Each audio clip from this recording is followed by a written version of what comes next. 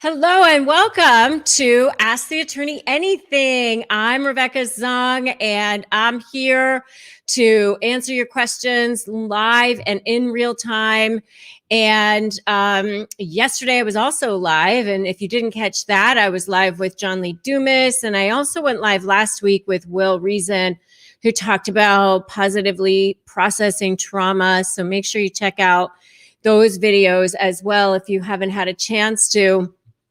I'm Rebecca Zung. If you haven't had a chance to subscribe to my channel, now is a great time to do that. Subscribe and hit the notification bell.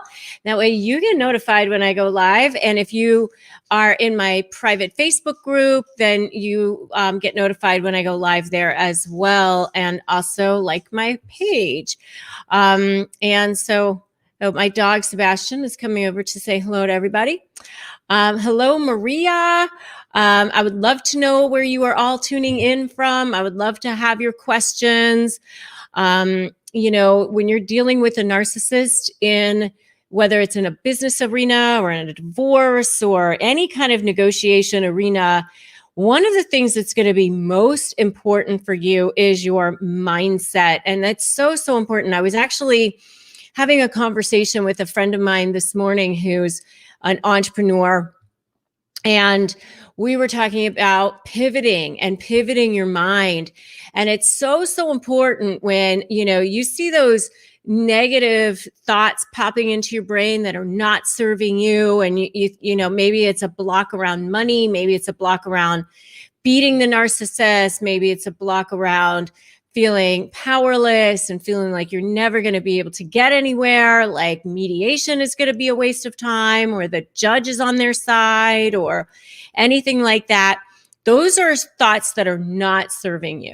So you definitely want to just go, okay, let me think about how I can pivot that. How can I, look at that and go, okay, thought, I see you. You're not helping me. Let me pivot this. Let me shift this right now. So as soon as you see that, that negative thought, you just think, nope, not welcome here. Go away. I'm not letting you in. So, a good way to do that is by, having a way to pivot your thoughts when you are going there. For me, if I'm in a downtime, like I'm walking the dog, or I'm cooking dinner, or I'm brushing my teeth, or, doing things like that, pivoting by putting on some kind of positive energy messaging, like either on YouTube or on, an Audible book, or, anything like that, where I'm like, okay, I'm thinking about that now. I'm not going to allow myself to, have those negative thoughts, because your thoughts become your reality. Those thoughts do become things. And, your mindset is probably 95% of you winning your negotiation. You have to believe that you can do it. So, all right. So hello, Maria from Sydney, Australia. Okay, so somebody's got a question. Hi, Rebecca. Any tips for forcing my narcissist ex to settle when we have a marital business that he's been using as his piggy bank the last 4 years? I know the evidence I have is my leverage in negotiating. Well, RS, that is really the key. Having that leverage and then using it at the opportune time. So, anything that exposes him, remember that the diamond level leverage, the grade A leverage that's most important for a narcissist is going to be how they look to the community, how they look to the world. And so learning to figure out how to threaten that source, threaten to expose them, threaten to have something, they have to feel the pain. In other words, they want to keep as many resources of leverage around as they possibly can. And so, having you as a secondary source of supply, even if they're moving on to other sources of supply, they still want to keep you around. It's like having that like extra gas can in your garage just in case you need it for fuel.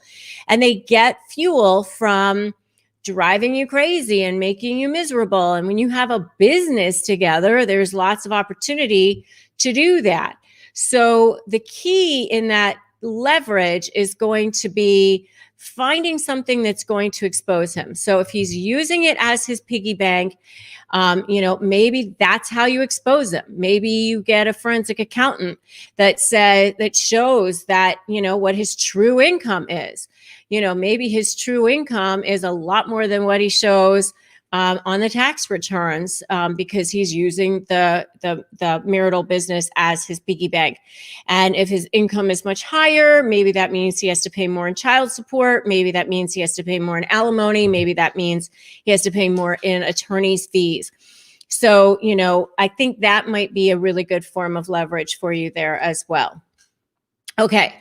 Next question. I know you can't say narc in court, but do you think most judges recognize the signs of narcissism as you describe the relationship? So the important reason why you want to show that somebody is a narcissist, I want to just have a little conversation about the difference between what I call divorce law, if it's a divorce or partnership law or whatever, corporate law, depending on whatever type of narcissist you're dealing with, but the law and justice, so getting justice by having the judge go, yes, that person's a narcissist, is not going to happen. It's not going to happen because it doesn't matter under the law. So make sure you're focusing on why it matters that this person has narcissistic traits or tendencies or even is a narcissist. Is it because you want more time sharing? Then use the children, best interests of the children statute.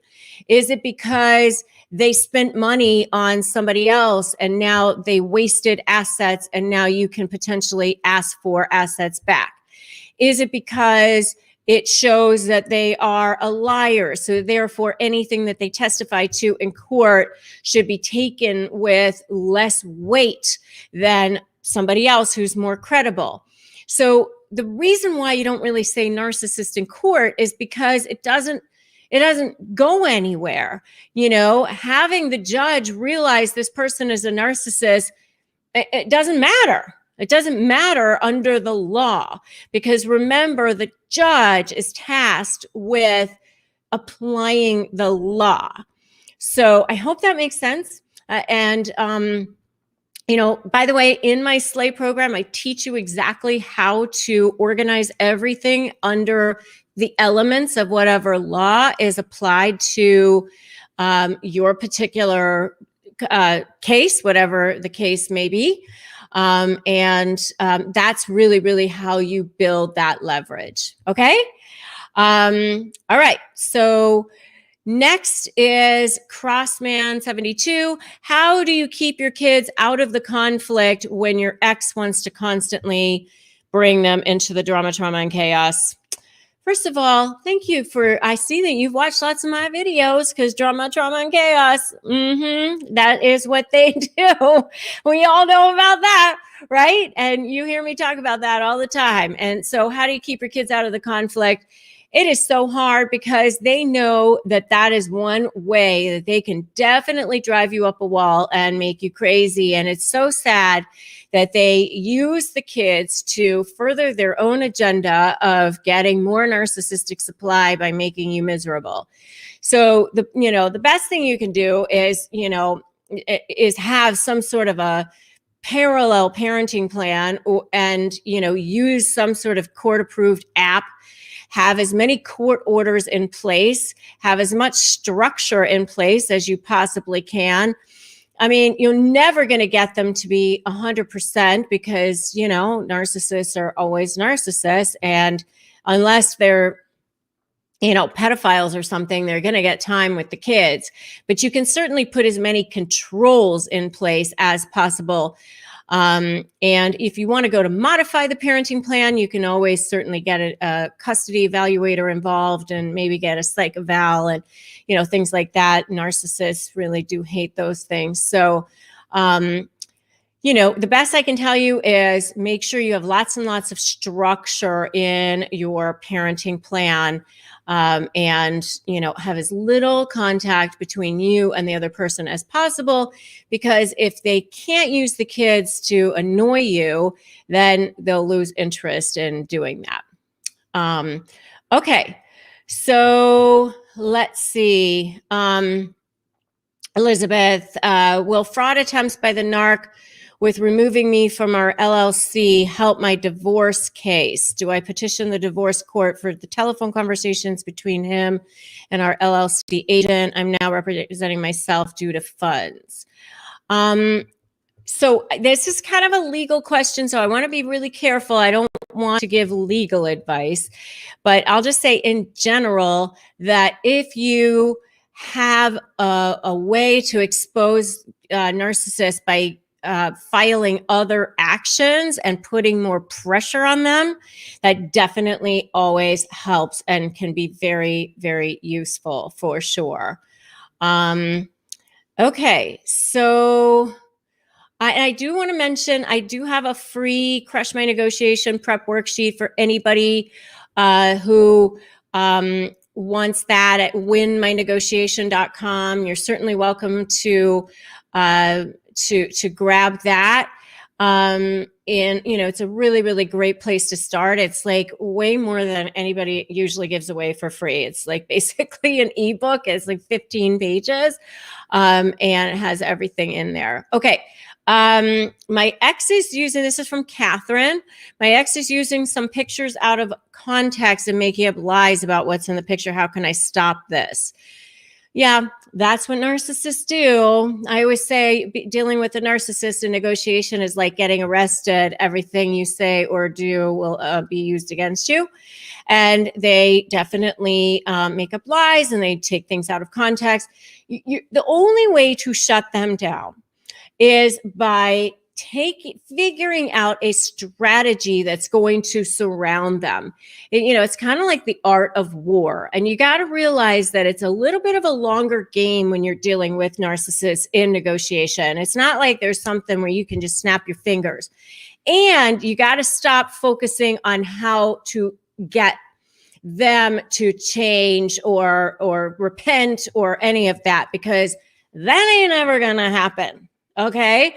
So the way you will stop them, the way you will shut them down is you surround them in almost silently and secretly until you're ready to just open up the drapes and open up the lights and bam, there it all is. And they realize they're surrounded. So, take those lies and start creating a summary. Start creating like, a summary of, you want to document everything. And I do have a documentation thing as part of the Slay course, but you want to document everything. So you're going to start creating a summary that says summary of lies and inconsistent statements. On March 10th, they said this. On August 10th, they said that. Tab 1, and at the back of the tab, you've got both text messages and emails or whatever it is. And then, what was said. And then you go to number 2. On April 10th, they said this. On May 10th, they said that. Here it is. And here, that's tab 2. So you're going to have a binder basically, or an exhibit that shows exactly what they've done. They won't believe that you've gone back and indexed everything and took it all. And because when you start putting all of that together, it becomes a massive, huge picture of a pattern of a personality. And then they won't want to do it anymore. I mean, they only continue to do it if they're getting some fuel out of that. They're getting some satisfaction out of that. Okay. So, all right. I'll take maybe one more question. Do you separate narcissism from the malignant strain in the courtroom? I'm not exactly sure what that question means, but I just go back to what I was answering earlier for, who was it that I answered that question for? About Mike, from Mike Jarman, where you are, whenever you're presenting something in the courtroom, make sure you're presenting it in terms of the law. And that's how you will get seen. That's how you will get noticed. That's how you will win. All right. And even better is if you can get them to settle before you go into that courtroom, or even during the trial, because then you will be able to, have a settlement that lasts forever. I mean, if you even if you win 100% of what you want at trial, they can always appeal. If you settle out of court, it's not appealable. It's really, really hard to set agreements aside. So definitely join me on my free webinar. And I do talk more about that, and I do an extended version of the Ask the Attorney Anything on my free webinars as well. And